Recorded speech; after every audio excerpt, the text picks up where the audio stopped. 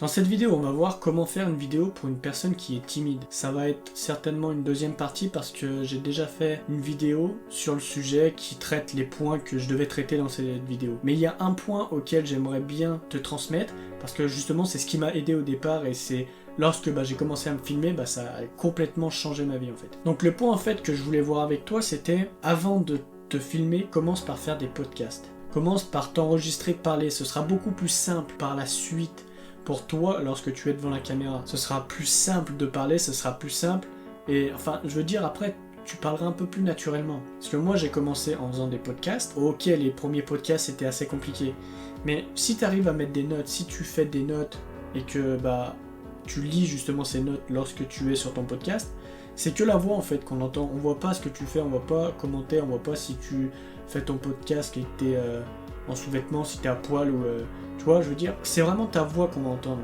Et plus tu vas être concentré sur tes notes, plus après tu vas pouvoir débiter. Je pense que toutes les personnes qui veulent commencer une vidéo devraient commencer par faire des podcasts. Même si tu les sors jamais ces podcasts. Si tu fais par exemple peut-être 2-3 podcasts par jour ou par semaine, arrivé un moment quand tu commenceras à te filmer face à ta caméra ou face à ton téléphone, c'est là où tu vas être plus à l'aise pour parler. Tu seras plus à l'aise parce que tu auras déjà cette expérience de podcast et puis il faudra pas par la suite faire et la voix et le fait que tu parles et comment tu dois bouger, etc.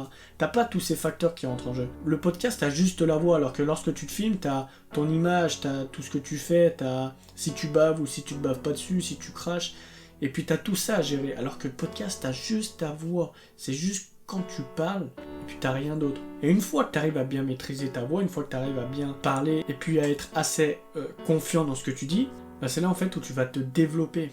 Donc si j'ai vraiment un conseil pour toi, si t'es timide et si t'oses pas te faire des vidéos pour commencer, commence par les podcasts. Pour les raisons que je t'ai dit précédemment. Franchement, c'est vraiment quelque chose qui va vraiment t'aider au maximum. Moi, c'est ce qui m'a aidé au départ. Parce qu'au départ, on est toujours plus ou moins timide devant la caméra.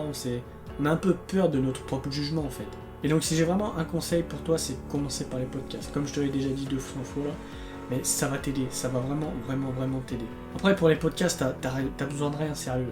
Tu prends tes écouteurs, tu branches à ton téléphone et tu parles dans ton micro. Ou même si t'as pas d'idée, parle simplement. Parle des choses, parle de ta vérité, exploite ta vérité, expose ta vérité. Je veux dire, si par exemple il y a des choses qui te font chier ou des trucs comme ça, parle-en. Tu verras, ça sortira tout seul.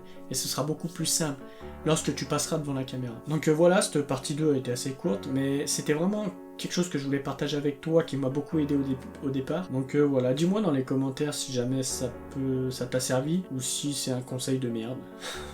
Tu peux me le dire. Moi je te dis à demain, bisous.